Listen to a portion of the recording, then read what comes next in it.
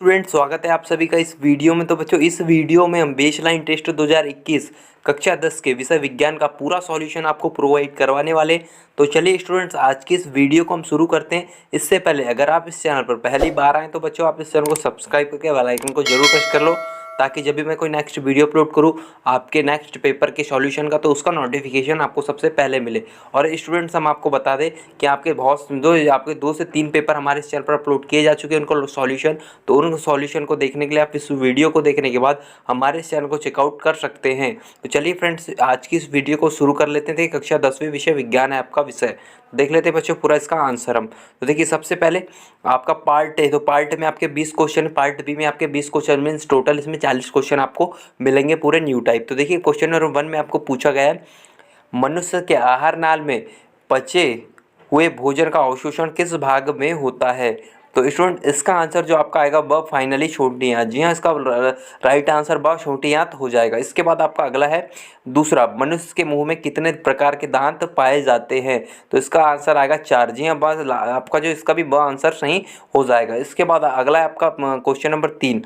तो इसमें आपको देखिए पूछा गया, मनुष्य में ऑक्सीजन युक्त रक्त किससे प्रवाहित होता है। तो इसका आंसर आएगा आपका ए धमनियाँ। धमनियाँ से जो आपका ऑक्सीजन युक्त रक्त प्रवाहित होता है। इसके बाद आपका चौथा आएगा, मनुष्य में मुख्य उत्सर्जी अंग क्या होता है। तो इसका आंसर बच्चों आपको लिखना है शववृक। वृक आपका राइट आंसर होगा। इसके आगे देख लेते हैं क्वेश्चन नंबर 5। तो देखिए क्वेश्चन नंबर 5 में स्टूडेंट्स आपको पौधों में जाइलम का परिवहन किसके द्वारा होता है। तो देखिए जाइलम का परिवहन पौधों में आपका राइट आंसर होगा जाइलम। जी हाँ, पौधे में जल का परिवहन किसके द्वारा होता है, तो ये जाइलम राइट आंसर होगा। इसके बाद आपका देखिए केंचुओं में श्वसन की क्रिया किस अंग द्वारा होती है। तो इसका राइट आंसर होगा त्वचा। त्वचा इसका राइट आंसर है। इसके बाद आपका 7वां क्वेश्चन नंबर, पौधों में परागकणों के वर्तिका तक पहुंचने की प्रक्रिया क्या कहलाती है। तो स्टूडेंट इसका राइट आंसर आपका परागण कहलाएगा। परागण जो इसका राइट आंसर होगा। उसके बाद आपका अगला है देखिए 8वां। तो 8वें में पूछा गया वायु प्रदूषण के मुख्य घटक है। तो स्टूडेंट्स वायु प्रदूषण के जो मुख्य घटक आपको यहाँ लिखने बोले गए थे उसका राइट आंसर होगा, देखिए आपका जो है कार्बन मोनोऑक्साइड भी इसका सही है, सल्फर डाइऑक्साइड व नाइट्रोजन डाइऑक्साइड भी सही है। इसके बाद आपका शायद कार्बन डाइऑक्साइड भी सही है। तो इसका राइट आंसर होगा द उपरोक्त सभी। इसका राइट आंसर हो जाएगा। इसके बाद आपका एक क्वेश्चन नंबर 9। तो 9 में आपको पूछा गया था, देखिए आप यहाँ देख सकते हैं, धातु विद्युत व ऊष्मा की किस प्रकार की वाहक होती है। तो इसका जो राइट आंसर आएगा वो आएगा सुचालक। जी हाँ, सुचालक इसका राइट आंसर होगा। उसके बाद आपका अगला है देखिए 10वां क्वेश्चन नंबर 10, लोहे में लगने वाले जंग का रासायनिक नाम क्या है। तो इसका रासायनिक नाम क्या है आपको लिखने को कहा गया था। तो देखिए इसका रासायनिक नाम आपका जो है आयरन ऑक्साइड हो जाएगा। इसके बाद आपका अगला है देखिए 11वां, जब कार्बन डाइऑक्साइड गैस को चूल्हे के पानी से गुजारा जाता है तो यह दूधिया क्यों हो जाता है। तो इसका आंसर आएगा आपका श वाला CaO कैल्शियम ऑक्साइड के बनने के कारण। जी हाँ, स वाला राइट आंसर होगा।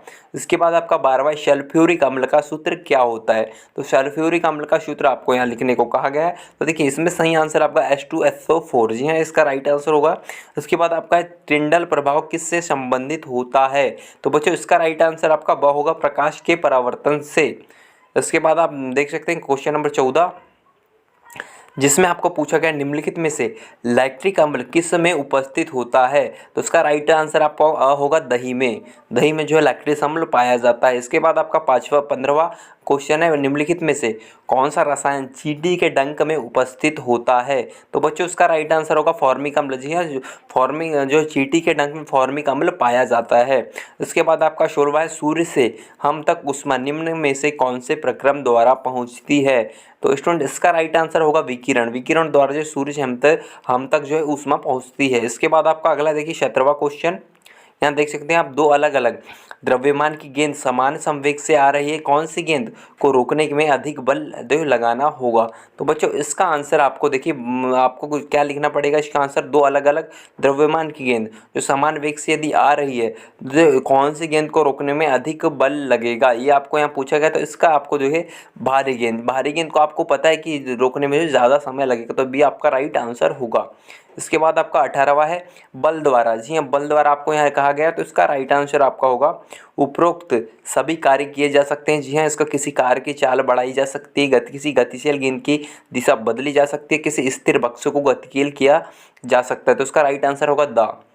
इसके बाद आपका देख सकते हैं 19वां क्वेश्चन, हमारे घरों में हम दर्पण में अपना प्रतिबिंब देखते हैं, यह प्रतिबिंब है, कौन सा प्रतिबिंब होता है? तो देखिए यह आपका आभासी प्रतिबिंब होता है। इसके बाद आपका देखिए अगला क्वेश्चन है क्वेश्चन नंबर 20। तो 20 में आप देख सकते हैं आपको इस तरीके से पूछा गया, जब किसी ड्रॉपर के नोजल से को पानी में रखकर उसके रबर के वल्व को दबाते हैं तो ड्रॉपर में वायु बुलबुले के रूप में बाहर निकलते दिखाई देती है।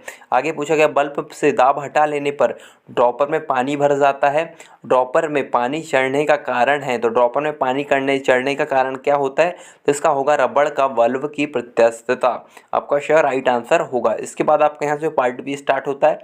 पार्ट बी में आपका देखिए पहला क्वेश्चन मीन्स 21वां क्वेश्चन आपका द्रव अवस्था में पाई जाने वाली धातु है। तो देखिए द्रव अवस्था में पाई जाने वाली धातु पारा होती है, आपका राइट आंसर होगा। इसके बाद स्टूडेंट्स आपका अगला है देखिए कार्बन का परमाणु क्रमांक होता है। तो कार्बन का जो आपका परमाणु क्रमांक 6 होता है, आपका राइट आंसर होगा।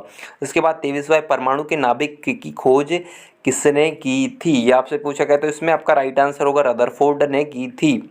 इसके बाद आपका देखिए 24वां सोडियम का इलेक्ट्रॉनिक विन्यास है।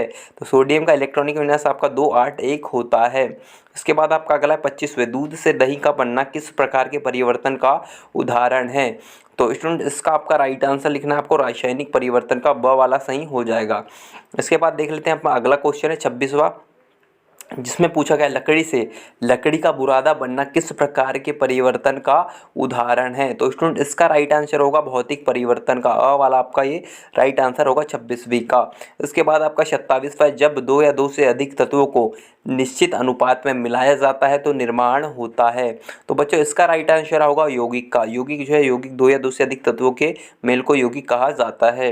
इसके बाद आपका देखिए 28वां, दाब बढ़ने पर निम्न में से किसके आयतन में कमी होती है? तो देखिए 28वें का जो आंसर आपका होगा वो होगा गैस। तो ये गैस राइट आंसर होगा श नंबर वाला। इसके बाद आपका देखिए 29वां, 50 अंश सेंटीग्रेड ताप के लोहे के किसी टुकड़े को 50 अंश सेंटीग्रेड ताप के जल में डुबोया जाता है, इस प्रक्रिया में ऊष्मा। तो देखिए इस तरीके से आपको पूछा गया था, तो इसका राइट आंसर होगा लोहे के टुकड़े से जल में स्थानांतरित होगी। उसके बाद आप देख सकते हैं 30वां, जिसमें आपको पूछा गया निम्न में से कौन सी आवर्ती गति नहीं है? तो स्टूडेंट इसमें आपको जो राइट आंसर होगा आपका द, पृथ्वी की ओर गिरती किसी उल्का पिंड की गति। इसके बाद आप यहाँ देख सकते हैं 31वां, देखिए 31वां, कोई कार पहले 15 मिनट तक 40 किलोमीटर प्रति घंटा और उसके पश्चात 15 मिनट तक 60 किलोमीटर प्रति घंटा की चाल से चलती है, कार द्वारा कितनी दूरी तय की गई? तो ये आपसे पूछा गया। तो बच्चों इसका राइट आंसर जो होगा आपका 25 किलोमीटर, ब राइट आंसर हो जाएगा 25 किलोमीटर। इसके बाद आपका 32वां, निम्न में से किस वाक्य ध्वनि की आवृत्ति न्यूनतम होने की संभावना है? तो इसका राइट आंसर ब होगा मच्छर की भिन भिनाहट।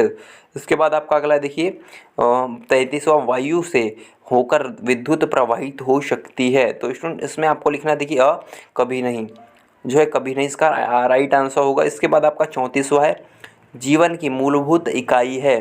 तो जीवन की मूलभूत इकाई किसे कहा जाता है? आपको पता होगा, जीवन की मूलभूत इकाई जो है कोशिका को कहा जाता है। इसके बाद अगला है आपका 35वां, कोशिका का बिजली घर किसे कहा जाता है? तो इसका राइट आंसर होगा द माइटोकॉन्ड्रिया को जो है कोशिका का बिजली घर कहा जाता है। इसके बाद आपका अगला है देखिए रंध्र किस में पाए जाते हैं? तो रंध्र जो है पत्ती में पाए जाते हैं, स वाला राइट आंसर होगा। इसके बाद आपका 37वां, वर्गीकरण की आधारभूत इकाई है। तो बच्चों इसमें आपको जो लिखना है उसका होगा जाति, जाति इसका राइट आंसर होगा। इसके बाद आप यहाँ देख सकते हैं 38वां क्वेश्चन आपका, पादप वर्ग का उभयचर कहा जाता है। तो इसका राइट आंसर आपको ब्रायोफाइटा को लिख लेना है, जो वाला इसका राइट आंसर होगा। उसके बाद आप यहाँ देख सकते हैं 39वां, मछलियों में श्वसन अंग होते हैं। तो इसको जो है गलफड़े, जी हाँ गलफड़े इसका राइट आंसर होगा। इसके बाद आपका 40वां, ओजोन परत का अधिकांश भाग पाया जाता है। तो बच्चों इसका आंसर होगा समताप मंडल में। इस तरीके से 40वें क्वेश्चन में आपको ब वाला आंसर लिख लेना है। इस तरीके से बच्चों 40 के 40 क्वेश्चन हमने पूरे कर लिए हैं। तो आई होप ये वीडियो आपको पसंद आया। वीडियो पसंद आया तो वीडियो को लाइक करें और ऐसी वीडियो देखने के लिए चैनल को सब्सक्राइब जरूर करें। मिलते हैं नेक्स्ट वीडियो में, जब तक टेक केयर, जय हिंद, बाय बाय।